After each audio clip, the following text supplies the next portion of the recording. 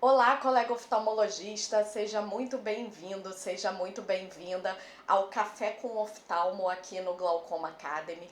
Eu sou Samantha Vasques, oftalmologista especialista em glaucoma e catarata do Rio de Janeiro, e aqui eu te ajudo a aprimorar e atualizar os seus conhecimentos sobre o glaucoma. Nossa conversa de hoje vai ser sobre como avaliar a adesão terapêutica dos seus pacientes com glaucoma, já que esse é um dos grandes desafios que a gente enfrenta com essa doença no dia a dia de lidar com o paciente. Sempre que você tiver aquele paciente que está progredindo e você não sabe bem por quê, que você pensa assim, poxa, eu estou acompanhando esse paciente direitinho, esse paciente está no alvo terapêutico, por que esse exame piorou?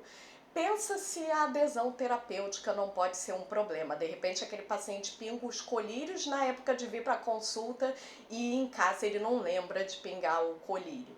E rotineiramente a gente precisa dar uma checada na adesão terapêutica, mesmo se tiver tudo bem com aquele paciente.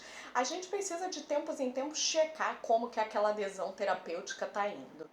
A minha rotina é toda vez que um paciente chega para uma consulta, normalmente a primeira coisa que eu pergunto é como é que está indo com os colírios. Então a dona Maria chega e fala: oi, dona Maria, tudo bem? Como é que vai a senhora? E aí, como é que tá com os colírios? Eu faço uma pergunta bem aberta para dar liberdade para o paciente de falar o que ele está sentindo sobre aquele tratamento e como realmente está indo. E é importante que essa pergunta ela seja logo no começo da consulta, a primeira coisa. Por quê?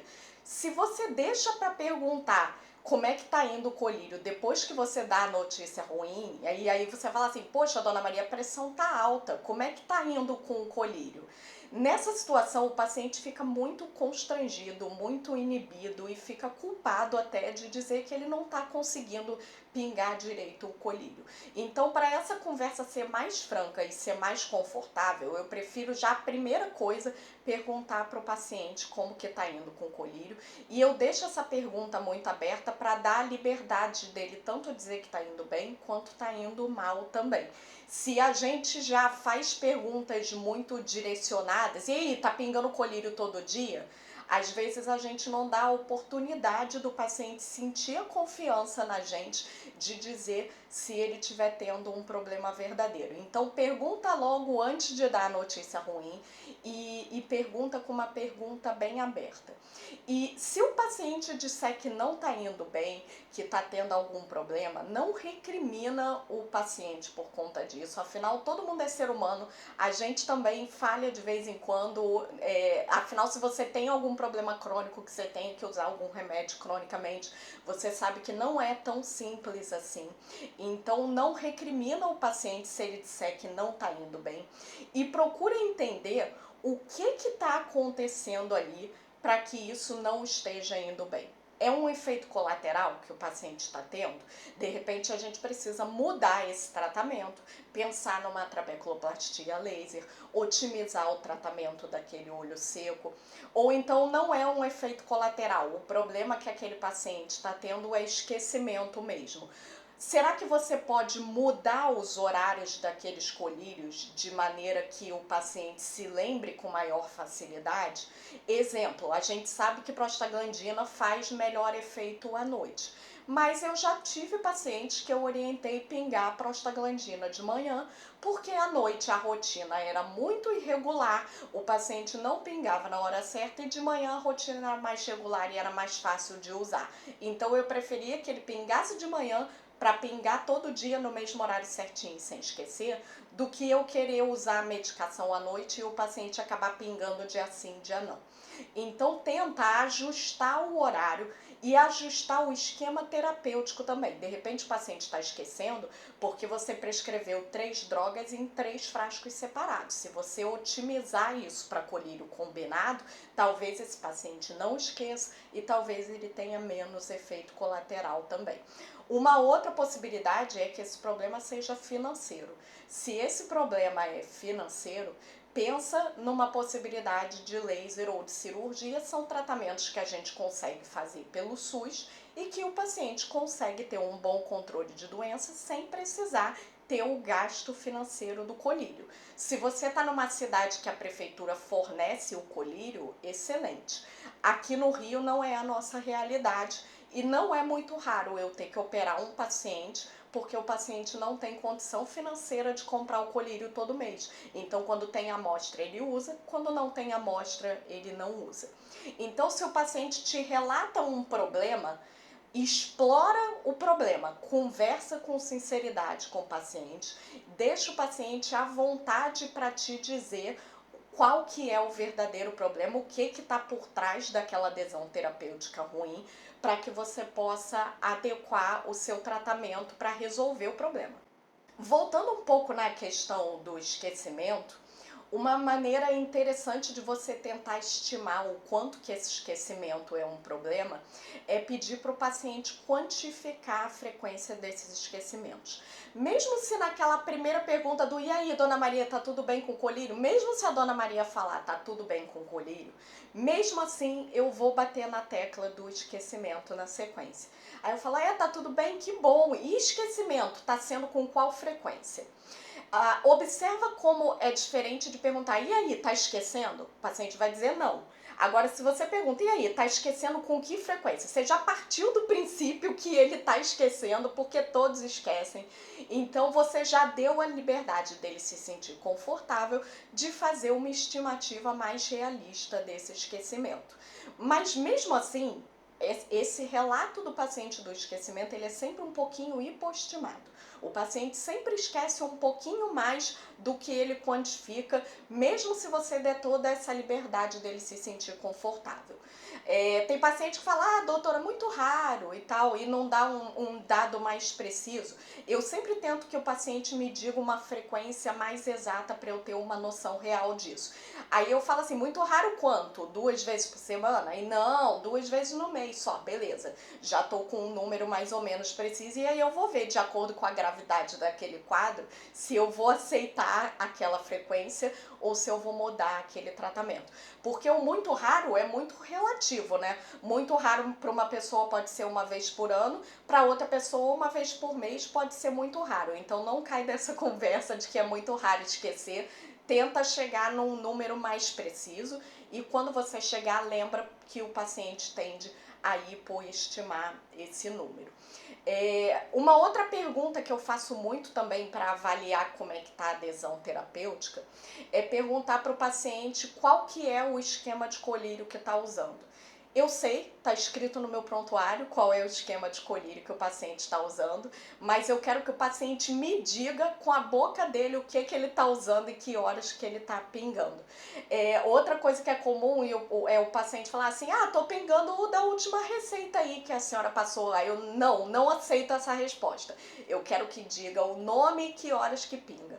Porque o paciente que pinga certinho, ele sabe o nome do colírio, ele sabe que horas ele tem que pingar, ele sabe qual que é uma vez por dia, qual que é de 12 em 12 horas. Tem situações em que às vezes o paciente não está tão ciente disso porque tem uma outra pessoa que é responsável por aquele cuidado.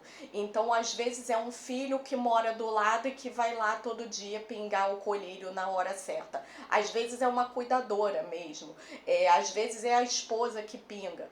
Então, se tem uma outra pessoa que é responsável por esse cuidado, eu sempre oriento que o ideal é essa pessoa estar presente na consulta. Normalmente ela está mesmo, mas se por acaso o paciente veio sozinho, mas é outra pessoa que é responsável pelo cuidado, eu gosto que essa pessoa esteja presente nas consultas até para eu poder avaliar isso. E nessa situação em que é um cuidador que pinga, seja um cuidador contratado, seja um cuidador da família, você precisa ver como que tá a rotina disso, tá? E aí eu vou dar um exemplo que é da minha família mesmo. Meu padrinho trata glaucoma e ele não pinga o colírio sozinho, quem pinga o colírio é a minha madrinha. Só que a minha madrinha tem os afazeres dela e aí eventualmente ela sai de casa e ela não tá em casa na hora que é para ele pingar o colírio e aí o colírio passa da hora porque ela não tá em casa para pingar o colírio. Não sou eu que trato o meu padrinho, até porque eu tenho muitas ressalvas com essa questão de tratar e de operar familiar. Super entendo quem trate, quem opera familiar, mas eu pessoalmente não gosto. Eu prefiro indicar alguém de confiança.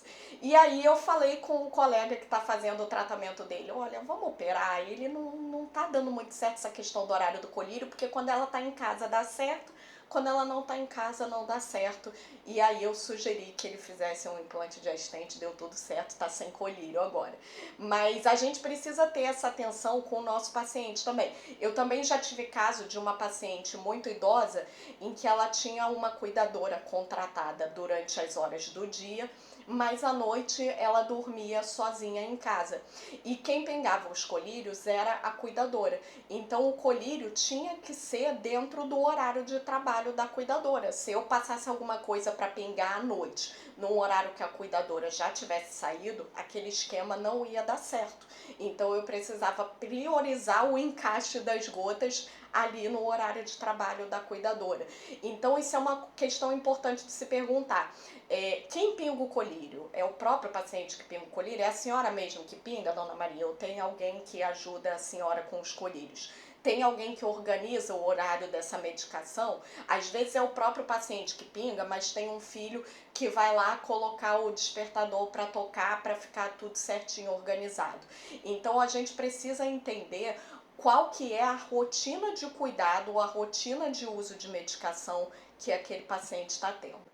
Quando é o próprio paciente que pinga, ou então quando é o acompanhante que está presente na consulta que pinga, muitas vezes eu gosto de fazer aquele clássico testezinho de dar um colírio lubrificante, ou então dar lá a fluoresceína e pedir para o paciente ou para o cuidador pingarem um colírio para a gente ver como que está sendo isso. E a gente pega tanta coisa que dá para melhorar nisso e que faz diferença em eficácia de medicação e redução de efeito colateral. Então, façam com mais frequência esse testezinho de ver como é que está sendo pingar o colírio. Uma outra pergunta que a gente pode fazer para avaliar também como é que está sendo a adesão terapêutica é perguntar quanto tempo que dura o frasco do colírio. Por que isso?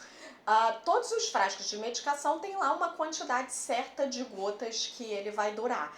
Exemplo, as prostaglandinas costumam durar 28 dias, são 4 semanas certinho. Até tem algumas versões aí de 5 ml, tem o Visulta de 5 ml, tem o Lumigan também, se eu não me engano, e que aí eles vão durar 8 semanas. Mas em geral, via de regra, as prostaglandinas vem medicação para 4 semanas certinho. Então, se você pergunta para o paciente quando foi a última vez que ele pingou, que ele comprou o colírio, e ele comprou o colírio há 1 mês e meio atrás, tem alguma coisa errada aí, porque esse colírio está durando mais tempo do que deveria, então é porque está pingando menos do que deveria. Agora toma cuidado porque cada medicação, cada laboratório tem uma duração diferente. Então, de repente, vale a pena você pegar a bula das medicações que você usa mais, ou então conversar com o representante, para você saber mais ou menos quanto que é a duração. O exemplo, brimonidina, dorzolamida, geralmente elas duram mais tempo, duram em torno de 1 mês e meio. Tem laboratório que chega a quase 2 meses com um frasquinho de colírio. Então, brimonidina e dorzolamida tendem a durar um pouquinho mais. Então, faz um levantamento assim das medicações que você mais usa e aí quanto tempo dura e começa a perguntar para os pacientes de quanto em quanto tempo que ele vai na farmácia para comprar o colírio. Isso dá uma noção muito boa de adesão terapêutica. Inclusive, os estudos que avaliam a adesão terapêutica é assim que eles fazem para saber se o paciente está tendo adesão mesmo ou não. O paciente pega o colírio na farmácia do hospital, é registrado quando que ele pegou, a gente sabe quantas gotas tem no frasco. Quando ele volta novamente para pegar o próximo, a gente sabe se ele usou certinho todas as gotas ou não. Então essa maneira de você ver de quanto em quanto tempo o paciente compra é uma ótima maneira de dosar a adesão terapêutica. E falando em questão de comprar o colírio, uma outra boa dica também é perguntar para o paciente quanto que está custando o colírio. E é claro que você tem que saber mais ou menos quanto custa, né? Porque o paciente que compra todo mês bonitinho, pinga todo mês bonitinho, ele sabe quanto custa o colírio, porque ele tá lá todo mês na farmácia comprando. Se ele não compra nunca, só usa a tua amostra, ele não vai saber o preço do colírio. Só lembrando também que às vezes é um cuidador que vai comprar, então toma esse cuidado de ver se é o próprio paciente que compra, para você não partir do princípio de que ele não compra e na verdade é porque ele tá ganhando de um familiar. Então essa é uma ótima para você detectar aquele paciente, principalmente no SUS, que é muito dessa realidade, né? Aquele paciente que só trata quando você dá a amostra, ele não sabe quanto custa o colírio na farmácia porque ele nunca comprou. Então essa é uma boa dica também de perguntar quanto que custou o colírio da última vez que ele foi lá na farmácia comprar. Por último, para a gente encerrar essa conversa, eu vou voltar num ponto que eu já falei no começo, mas eu fui um pouquinho breve e eu quero explorar melhor, que é o ponto de você nunca recriminar o paciente por ele não ter pingado o colírio. O maior interessado em preservar a visão dele é ele próprio, então o paciente não pinga porque ele precisa de ajuda e a gente precisa identificar como que a gente pode ajudar. Então não adianta nunca dar resultado você vê que o paciente não está pingando e a sua solução ser dar uma bronca no paciente. É que nem você dar uma bronca no cara para parar de fumar. Ele sabe que ele precisa parar de fumar, ele não precisa levar bronca sua. O colírio é a mesma coisa, o paciente sabe que ele precisa pingar o colírio, não é a sua bronca que vai resolver o problema. A questão é entender os motivos que estão por trás do não pingar, se é esquecimento, se é algum problema familiar, se é financeiro, se é porque ele está com um outro problema de saúde que ele está priorizando e o glaucoma não está sendo a prioridade nesse momento.